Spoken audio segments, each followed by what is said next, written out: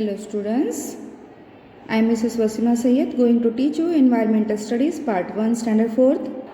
Chapter number 16 Day and Night. It is a very interesting lesson students. Listen carefully.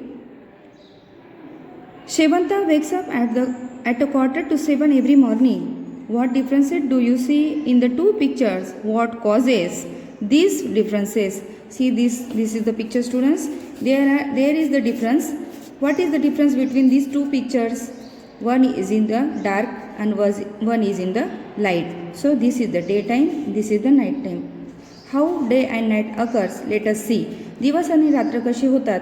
चला तर आपण बघूया. We live on the earth. The earth gets light from the sun. The Earth's shape is like that of a very large ball. Therefore, light from the sun does not reach the entire earth at one and the same time half the earth gets sunlight while the other half remains dark. बघा अपन पृथ्वी पर राहतो, हम ज़मीन पर रहते हैं और हमें जो उजाला मिलता है हमें सूरज से रोशनी मिलती है और ज़मीन का जो शेप होता है कि एक बॉल की तरह है, वो गोल है और हमें जो भी सूरज से रोशनी मिलती है तो वो रोशनी पूरी तरह से पूरी पृथ्वी पर नहीं पहुंचती, आधे पार्ट को ही रोशनी मिलती है, तो इसलिए आधे पार्ट में दिन होता है और आधे पार्ट में रात होती है. We say that it is day in the half that gets light while in the other half where sunlight does not reach it is night. जैसे कि मैंने कहा, जिस पर रोशनी पहुंचती है वो डे होता है, जिस पर रोशनी नहीं पहुंचती वो पार्ट नाइट होता है. Every day we say day chasing night and then night chasing day. Night comes after day and then day follows night. हम रोज़ देखते हैं कि दिन और रात जैसे एक दूसरे को पकड़ते हैं. दिन रात को पकड़ता है, रात दिन को पकड़ती है. Night comes after day and then day follows night. रात दिन के बाद आती है और फिर दिन के बाद रात आती है. This cycle goes on without stopping. What could be the reason for. देखो तो यह तो हम रोज़ देखते हैं कि रात अभी दिन है, देखो अभी दिन के बाद रात आएंगी, फिर रात है, रात के बाद दिन आएगा, ये तो हमें पता है. लेकिन ये क्यों होता है भाई, इसके पीछे क्या रीज़न है? चलो हम इसे पढ़ते हैं. Just as a top spins around about itself the earth too turns around itself. So the part of the earth that it's getting sunlight goes into darkness and the part that is in darkness comes into the light. That is, where there is day, it becomes night after some time, and where there is night, it becomes day. जैसे कि मैंने तुम्हें कहा कि जिस part पर उजाला पहुँचता है उस part में दिन होता है और बाद में ये जो अर्थ है ये स्पिन करती है, ये रोटेट करती है, ये खुद घूमती है. जैसे कि ये भौरा घूम रहा है, जैसे तुम भौरा घुमाते हो कि नहीं, टॉप घुमाते हो कि नहीं, वो कैसे गोल गोल गोल गोल घूमता है, इसी तरह से अर्थ भी गोल घूमती है. तो घूमते हुए देखो यहाँ से ये घूमना शुरू हुआ तो घूमते हुए इसकी दिशा इधर चली जाएंगी और ये इधर वाला पार्ट इधर आ जाएगा. इसी तरह दिन और रात होते हैं. जो उजाले में आता है वो दिन होता है, जो रात में आता है, अंधेरे की साइड में आता है, वो रात होती है. क्यों होता है ये सब? क्योंकि अर्थ गोल गोल घूमती है, खुद स्वतःभोवती ती प्रदक्षिणा घालते ती. The earth rotates around it self. जो अर्थ स्पिन होती है, घूमती है, उस वजह से होता है. सूरज तो हिलता नहीं है, वो उसी जगह पर होता है. देखो हम इसे पढ़ते हैं. Do you know the sun rises in the east in the morning and moves toward the west in the evening. The sun sets in the west. So we feel that the sun goes around the earth, but that is only an impression. Actually, the earth turns around itself. That is why we have day and night on the earth. This spinning of the earth around itself is called the rotation of the earth.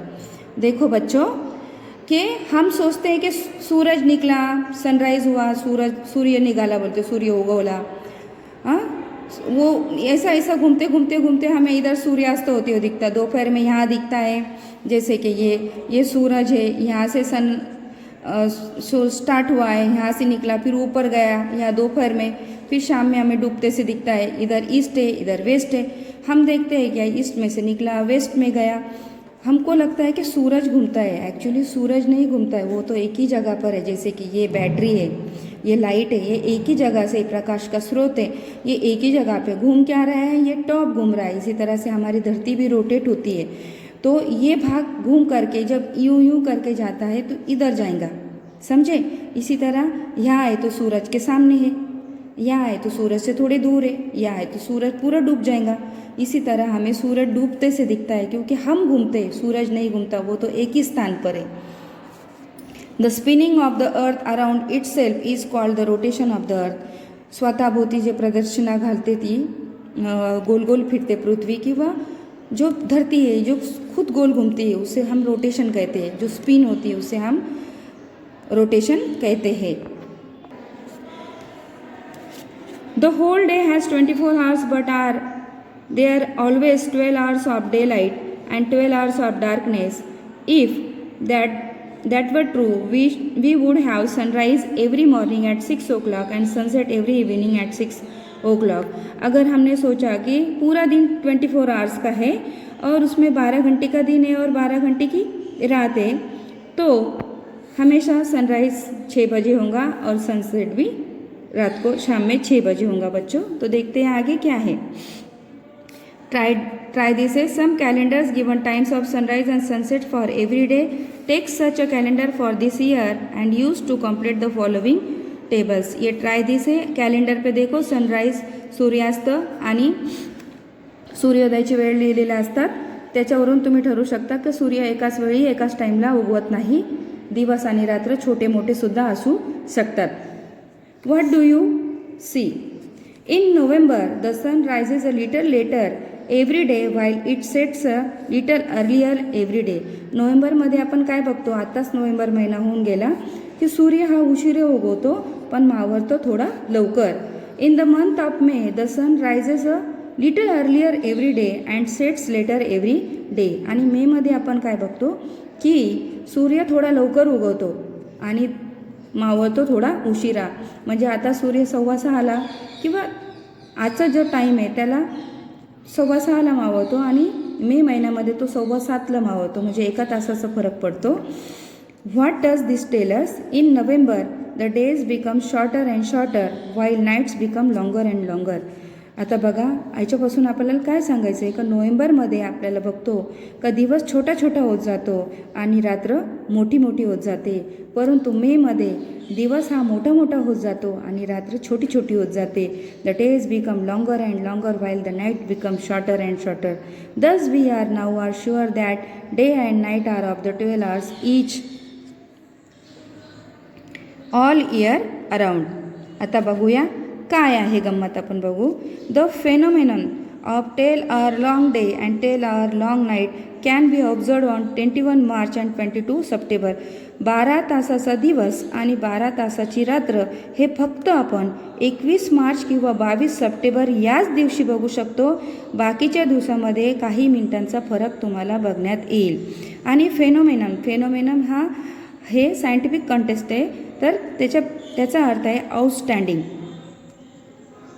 समजलं विद्यार्थ्यांनो? Outstanding हे जे काय आहे ते तुम्हाला बघायलाच भेटणारं जे आहे 21 मार्च आणि 22 सप्टेंबर याच दिवशी फक्त तुम्हाला 12 तासाचा दिवस आणि 12 तासाचीच रात्र बघायला भेटते विद्यार्थ्यांनो।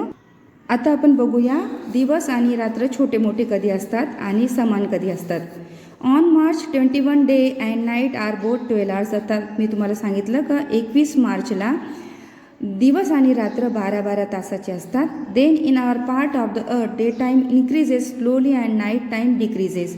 आणि जसा उन्हाळा सुरू होतो, मार्च म्हणजे मार्च नंतर उन्हाळाच सुरू होतो विद्यार्थ्यांनो, तर in our part of the earth daytime increase, दिवस मोठा मोठा होत जातो आणि रात्र छोटी छोटी होत जाते। This goes on till June 21। आणि हे चक्र कधीपासून 21 मार्चपासून 21 जूनपर्यंत हा चक्र चालू राहतो।